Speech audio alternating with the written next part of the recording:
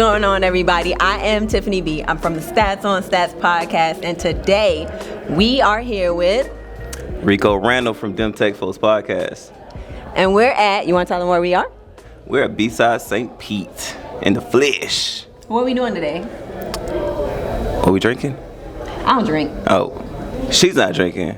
I'm not drinking either. Mm-mm. We're talking to random people, as many people as we can. Talking about their experiences at the conference.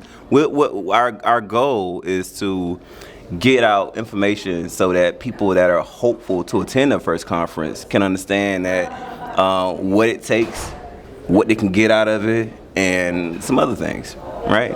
What are the benefits of coming, or what are the benefits of attending the conference? Right? Yeah, absolutely. And to do that, we have someone here with us today. We're going to let him tell you who he is and what he does in the space. Yeah, sure. Thank you for introducing me. I greatly appreciate it for being here. It's awesome. So my name is Kevin Pornorio. You could find me as KevTech IT Support. So I have a YouTube channel. I'm on LinkedIn. I do tech training. I help people get into IT. I'm also part of a company called BSides Cyber. So we do tech training for Latinas, which happens to be partners with Blacks in Cybersecurity, Women in Cybersecurity. I also work for Boots to Books. We do tech training for veterans, help veterans get into IT.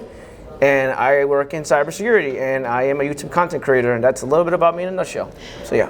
That was not a little bit of stuff, though. So I feel like I could just say, like, take a pick. What is one of the things that you're like, you definitely want people to know about when it comes to what your contribution is to the community? I think people should, like, as far as IT is concerned, I think people should be like, don't be afraid to ask for help. When I first started IT, like getting into IT and cybersecurity, this is just my personal, my personal opinion and things that happened to me. I went to Reddit. I asked for help over 10 years ago, and I had a lot of people troll me when I first started IT. And now I'm in IT full time, and I just want to let people know that just don't be afraid to ask for help. It's not like how it was 10 years ago. People are here to help you. People are here to just give you a hand. And just be mindful of who you talk to and who you meet, and just be genuine and try to help people as much as you possibly can. So first of all, I want to apologize for trolling you. All right, that was not my intention. It was fun at the time, and now I see it was mean, and I should not have done that. All right.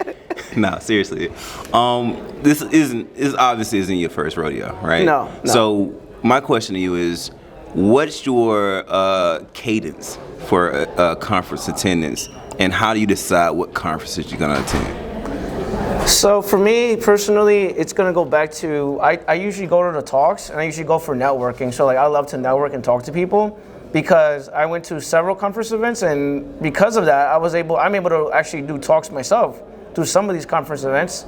That's one thing. And then the other thing is as you network and you see people, and you get to see the same people over and over again in certain conference events, you go, oh, this one's going to be awesome because my friend is going to that one, so I'm pretty sure I'm going to enjoy it. So which is why I usually go to certain conference events, if that makes sense. So it makes a lot of sense. Have you seen a lot of familiar faces at this one? Yes, I have seen a lot of people that I know, and yeah, they have been super nice to me, because I'm not from St. Pete's. I'm from New York, so I was just visiting and enjoying the show. Yeah, pretty much. Were you at BSides Tampa? Yes, I was. I remember seeing you at BSides Tampa. Yes. Sure. Yeah. So your primary objective is to network, right, and create relationships and things like that. What mechanism do you use? Do you hey, can we trade LinkedIn, or what do you kind of use to keep your connections with people? For me, it's gonna be like you said, LinkedIn. I want to make sure I build a genuine connection with someone, because a lot of things is like people on that. I'm gonna go back to LinkedIn, because a lot of people, what they do is on LinkedIn, they don't know who you are. They just randomly message you. They don't even know who you are. So I want to make sure that whoever I'm adding, I know that person. I don't want to just randomly add someone. So it's like just adding and follow someone for no reason doesn't make any sense to me, which is why I'd rather have a genuine connection on my social media, and that's just how I am. So.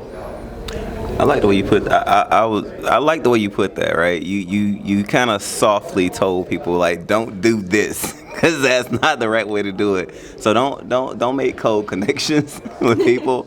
because they're gonna be like, I don't know who you are, right? So have genuine connections, know who people are, know what they do, and understand how what they do correlates to what you do. Meaning, build a bridge to people. Just the same way we do make regular friendships. Oh, you like football? I like football. Let's talk football. So if you're at a conference, have a conversation, find some commonalities, build that bridge, and that bridge will facilitate them understanding or remembering who you are when you reach out to them. And you're not new to tech, right? You've been doing this for years, and here you are still at a conference. So I feel like you definitely believe that there's a benefit to coming to the conferences. So could you talk to people about, especially new people, what the benefits are to coming to these types of conferences? Yeah, a lot of people come to like BSides events. I started going to BSides events, and I always recommend it to new people because it's a great way to network. It's a great opportunity to learn as well, because a lot of people that are brand new trying to learn.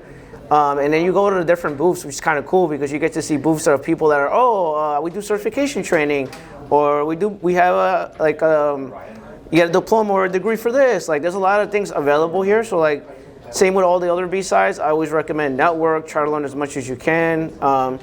Obviously, for someone brand new, it's going to be a little bit overwhelming. So you want to make it, take it one step at a time, because I don't want you to be overwhelmed, especially someone that is not really sociable like me, and I get it. There's certain people that are not really good with talking to people. So, you're going to have to get out of your comfort zone a little bit, but hopefully that answers your question. Yeah, I can definitely resonate with that. I'm definitely one of those introverts. Like, you can't see it, but like my armpits are sweating right now, so I'm keeping my stuff in tight, keeping it in tight. You talked about certification, right? If anyone that's new to the space and that whole deal, a lot of what he just said, it pretty much boils down to loose mentorship, right? So you can have a conversation. You can't see him out of the frame, but the other host for them tech folk on the side right there, a lot of knowledge and a lot of experience in the space. You can literally walk up to someone that works for Microsoft, like one of my colleagues, and ask questions. Okay, well, I'm hopeful to move into this type of role or this space or this company. What do you think I should do? Right? They may give you 100% of all the information you need. They may give you half of the information you need, or they may say, hey, I know someone that can give you the information you need. But at the end of the day, you have a beeline to the information that you need, either by first approach or second steps, whatever, right? But you leverage the conference to whatever it is you need, whether that be mentorship or training. Because another thing you said was certification training, right? They did that yesterday, right? So most conferences are gonna have, well, I think all the conferences I've attended have had some form of training. An extreme discount, right? I want to say like it was like $1 or something.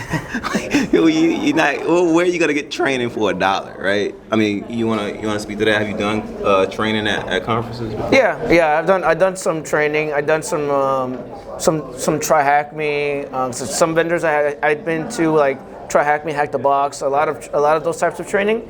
Also like Capture the Flag. It's really good. And it's free. Like you just bring your laptop. You literally log in, and you learn some stuff for free. So it's like, it's a no-brainer. Like, why not take advantage of the free training? And going back to what you said about certifications, it's very important. Certifications are obviously crucial to someone brand new to IT. And when it comes to getting a cert, or I guess getting into IT, I always recommend learn the fundamentals, learn your basic networking, hardware, software, TCP, IP, all that good stuff. Learn your fundamentals first, and then after that, you could start going into more advanced certifications and stuff like that. So yeah, just to answer that question, and I wanted to add a few more things to it. So. Okay, well, I would like to know about your training, because you actually have a whole platform. So could you talk just briefly about what that is, and how something like BSides St Pete has helped you to grow that training? Yeah, definitely. So like I talked to a couple of schools today that actually want to work with me. And we're going to do some training for some students, because I work with everyone. I'm pretty much an open book as far as training is concerned, but my training is more like IT support, system admin. I have some Microsoft Azure training as well. For someone that's watching today, if you guys don't know, I am going to start doing a Security Plus study group. So like if you're trying to get Security Plus, I'm doing it for free. You can just come by and we'll learn together and let's get certified together. So yeah, those are things that I'm working on right now. So. Love that. Yeah, well, thank you for sharing like your time with us and telling us about what's going on with you and how, people can grow in this community. You have any additional words of wisdom? Okay, good. So I can I can ask you before we get out of here, like, what do you do to disconnect from IT? I like to play chess, so I do play a lot of chess. That's one. Second is I play pool. I play billiards. I'm a pool player, so I'm actually part of the APA team in New York. So I play in a team in a league. So to disconnect, I play pool and I play chess, and I also play video games. I'm a big PC gamer. I've been playing video games since it was a product key with a CD. With Windows XP days, really long time ago, and I'm a huge console game as well. So I play Nintendo 64, Sega Saturn, Sega Dreamcast, Game Boy Color. So those things are stuff that I do that takes time away from IT. And why is it important to take time away from IT? It's important because IT is could be very overwhelming for someone, especially I gotta get this or I gotta get that or I gotta do this, I gotta do that. It gets crazy, right? So it's just take a break. Don't rush the process of learning, and just remember that I always say this. Remember that the comparison is a thief of joy. So never compare yourself to someone else, and just remember that everyone's learning style is different, and the way you learn is different from someone else. And also just remember that it takes time for each individual person. Not everyone learns the same way. All right. Thank you so much. Great gems out here. So thank you.